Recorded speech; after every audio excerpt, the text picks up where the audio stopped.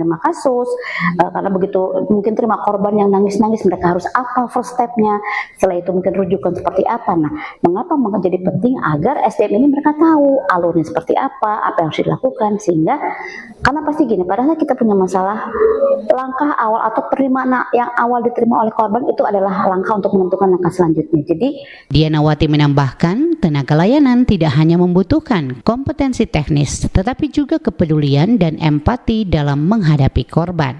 Sementara itu, Kepala Dinas Pemberdayaan Perempuan dan Perlindungan Anak Daerah Sulawesi Utara, Tineke Adam, mengatakan peningkatan kapasitas tenaga layanan harus berjalan beriringan dengan upaya pencegahan. Menurutnya, keterbatasan tenaga profesional masih menjadi tantangan dalam memberikan pendampingan kepada korban. Untuk tenaga layanan memang sangat-sangat penting karena di awal kejadian, tapi ini sebenarnya kita tinggal di penanganan. Yang sebenarnya terpenting itu sebelum terjadi sebenarnya harus ada antisipasi dan tindakan pencegahan. Tetapi setelah penanganan, ini tenaga-tenaga layanan yang ada di UPT seperti kami di provinsi memang masih sangat terbatas. Kami masih memerlukan beberapa tenaga seperti tenaga psikolog. Itu masih kurang. Terus tokoh-tokoh agama. Berdasarkan data DP3AD Sulawesi Utara, tercatat 101 kasus dengan 133 korban yang terdiri atas 40 korban perempuan dan 93 korban anak. Tineke menegaskan penanganan kasus tidak dapat dilakukan pemerintah seorang diri. Kolaborasi dengan aparat penegak hukum, psikolog, tokoh agama, sekolah, orang tua, dan lingkungan masyarakat dinilai penting dalam memperkuat perlindungan sekaligus mencegah terjadinya kekerasan terhadap perempuan dan anak. Di sisi lain, Kepala UPTD PPA Sulawesi Utara Marcel Silo mengajak masyarakat segera melaporkan apabila mengalami atau mengetahui kasus kekerasan terhadap perempuan dan anak. Masyarakat juga dapat menghubungi call center Sapa 129 pada nomor 021 129 atau layanan WhatsApp UPTD PPA Sulawesi Utara di nomor 0851 5053 7400. Korban perempuan dan anak bisa datang langsung ke kantor UPTD PPA Provinsi Sulawesi Utara yang beralamat di Tikala, Kota Manado, tetapi juga ada di UPTD di setiap kabupaten kota itu sudah hampir semuanya sudah terbentuk. Nah, kemudian kanal yang kedua yang tidak langsung itu bisa secara online. Jadi kami membuka kanal aduan Sapa call center Sapa 129 yang merupakan itu juga milik kementerian, tetapi itu sistemnya lebih rujukan dan pelimpahan. Nah, jadi ketika ada yang melapor akan ditindaklanjuti karena dalam fungsi layanan UPTD PPA selain menerima pengaduan, kami juga melakukan penjangkauan bersama dengan tim dan juga kami berkoordinasi dengan petugas APH jika ada kedaruratan seperti itu. UPTD PPA Sulawesi Utara juga menyediakan rumah penampungan sementara bagi korban yang membutuhkan perlindungan dalam kondisi darurat. Masyarakat dihimbau tidak ragu melaporkan kasus kekerasan karena kecepatan pelaporan sangat penting agar korban segera mendapatkan perlindungan dan layanan sesuai kebutuhannya. Diana Masih, RRI Manado, terus mengudara untuk Indonesia.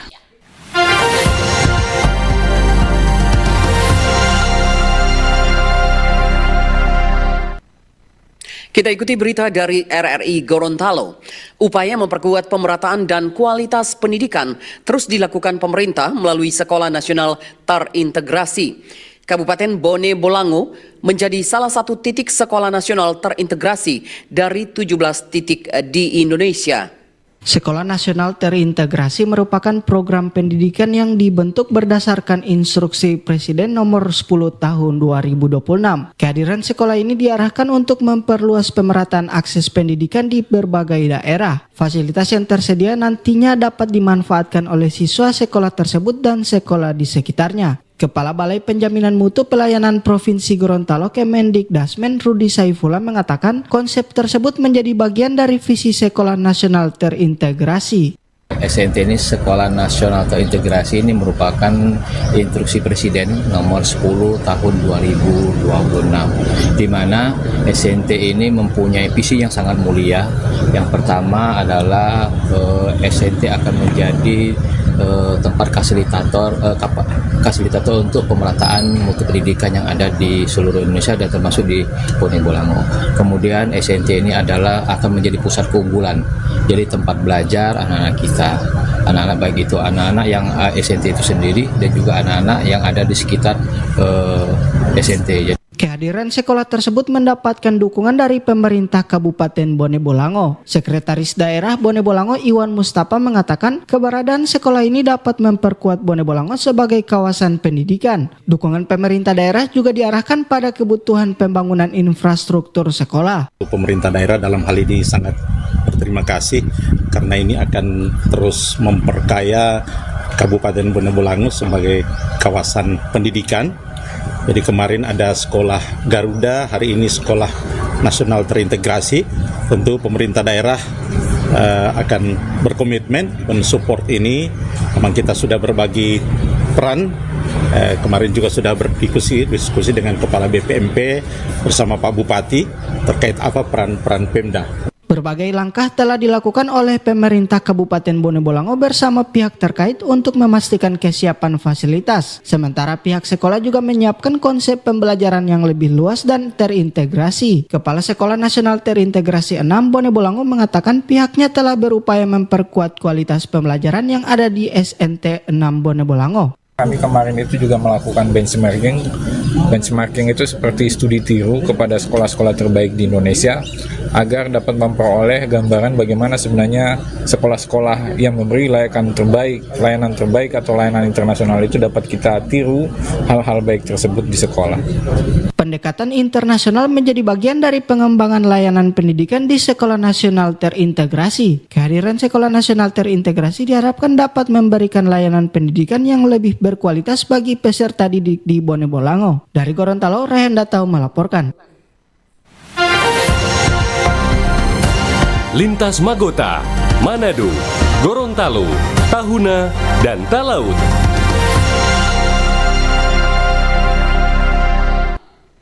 Selanjutnya kita ikuti berita dari RRI Tahuna. Pemerintah Provinsi Sulawesi Utara kembali menyalurkan bantuan beras cadangan pangan pemerintah daerah CPPD kepada masyarakat Kabupaten Kepulauan Sangihe yang terdampak bencana hidrometeorologi, banjir bandang, dan tanah longsor.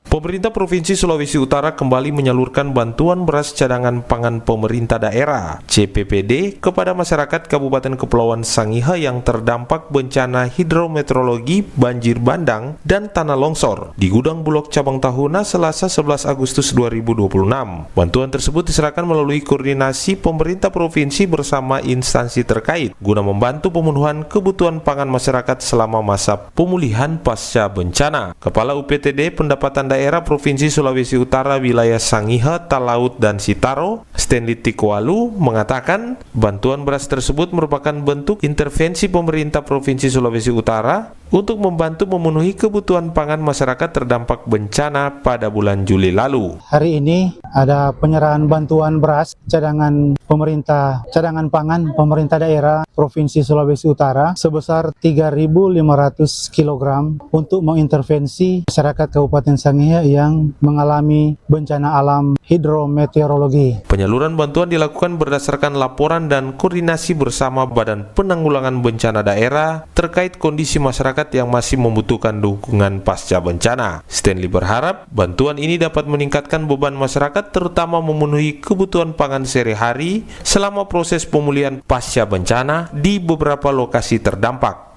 Jumel Johanis melaporkan.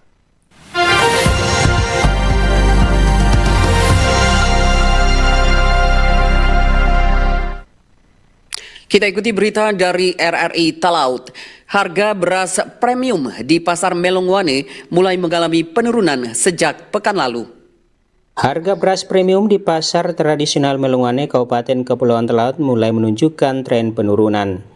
Idris, salah satu pedagang beras di Pasar Melongwane, mengungkapkan bahwa harga beras premium seperti merek 2 Merpati Sebelumnya sempat dijual Rp18.500 per kilogram, saat ini menjadi Rp17.500 per kilogramnya. Sekarang jual merpati dia 20 kilo masih biasa. 4 orang yang berapa dia? 350.000. 350. Kalau sebelumnya dia berapa dia? Sebelumnya dia 365. 365. Nah, sekarang saya turun sedikit dia. Harus turun sedikit ya. Kalau yang 10 kilo, 5 kilo? 10 kilo dia 185. Daya beli masyarakat bagaimana? Masih bertahan juga dia. Masih normal. Ya, normal. Ya. Jadi cenderung turun harga beras ini. Dia turun 1.500. Sementara dalam kemasan ukuran 20 kg, harga 2 merpati mencapai Rp365.000. Saat ini turun menjadi Rp350.000. Merek lain seperti Permata yang ukurannya 20 kg sebelumnya dijual Rp230.000. Saat ini turun menjadi Rp325.000. Dari Melongwane, Kabupaten Kepulauan Talaut, Marsuki Mengero terus mengudara untuk Indonesia.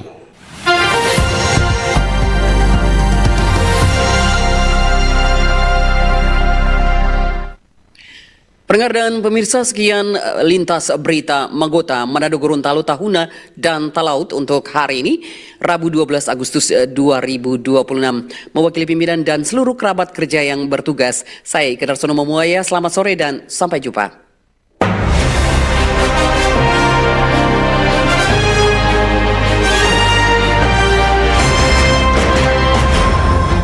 Demikian informasi dari RRI Manado, RRI Gorontalo, RRI Tahuna, dan RRI Talaut dalam Lintas Magota.